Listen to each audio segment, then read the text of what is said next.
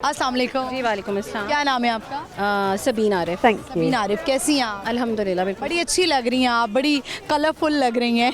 Thank you. थोड़ा सा मेरे साथ आ जाएं, ज़रा थोड़ा सा आगे आ जाएं ताकि हम दोनों ही कैमरे में अच्छे लगें। ये बताएं सबीन, आप करती क्या हैं? मैं बिज़नेस करती हूँ अपना। बिजनेस करती हैं? वाह, कौन सा? ऑनलाइन बिज़नेस है मेरा।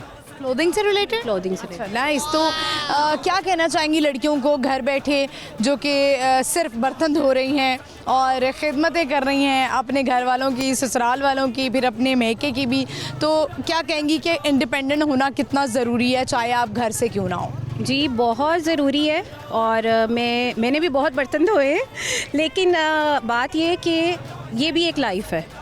जब आप इंडिपेंडेंट होते हो, दोनों चीज़ें आप साथ भी चला सकते हो। ठीक है, मैंने 22 साल में हाउसवाइफ रही हूँ, उसके बाद then I start my own business और अल्हम्दुलिल्लाह मैं दोनों चीज़ें सक्सेसफुली चला रही हूँ। You can balance it. आपको सबीन कब आपको ये रियलाइज़ हुआ कि कब तक ये मैं बर्तन ही धोती रहूँगी, कब तक मैं ये सफाइयाँ ही करती रहूँगी, I have to do something for myself? कब ये आपने सोचा? काफ़ी लेट हो गया था, लेकिन 4 साल पहले मैंने सोचा ये और अल्हम्दुलिल्लाह आई एम डूइंग वेल। बहुत अच्छी बात है और बड़ी खुशी हो रही है आपको देखिए, क्योंकि आप जैसी बहुत सारी ख़वातीन होंगी जो कि अभी तक काम ही कर रही हैं और वो जिसे कहते हैं ना, वो ईट स्लीप रिपीट ये सारा कुछ चल रहा होता है। तो आपने, जाहिर है आपको कितना कैपिटल चाहिए होता है, आपने कितने में स्टार्ट किया?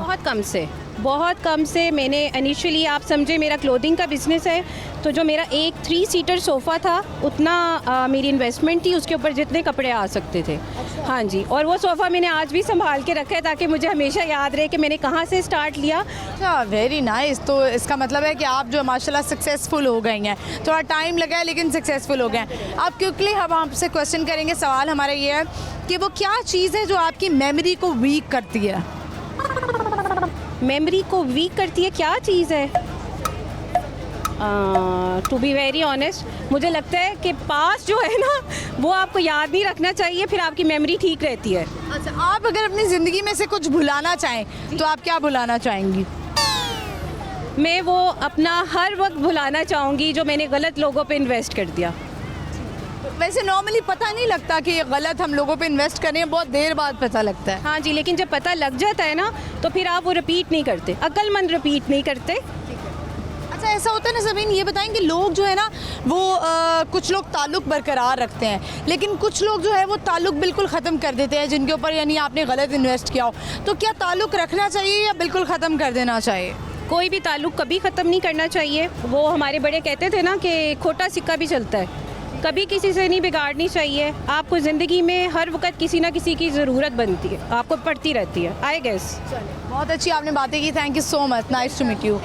व्यूअर्स, आपने देखा कि वो जिसे कहते हैं ना कि सारी लड़कियां सिर्फ शायद बर्तन धोने के लिए बनी हैं कि बर्तन धो लें, सफाइयाँ कर लें, लेकिन अब जिस तरह के हालात चल रहे हैं, आपने अपने शौहरों का भी साथ देना है, उनकी भी सपोर्ट बननी है और अपनी भी सपोर्ट बननी है, क्योंकि आपने ख़ुद को इंडिपेंडेंट करना है ताकि कल को आपके लिए प्रॉब्लम ना हो। आज बार बार कहती हूँ, डिवोर्स इतनी कॉमन हो चुकी हुई है कि लड़कियाँ बाद में पछताती हैं कि काश हमने पढ़ लिया होता, काश हमने जो है अपने लिए ज़िंदगी में कुछ कर लिया होता।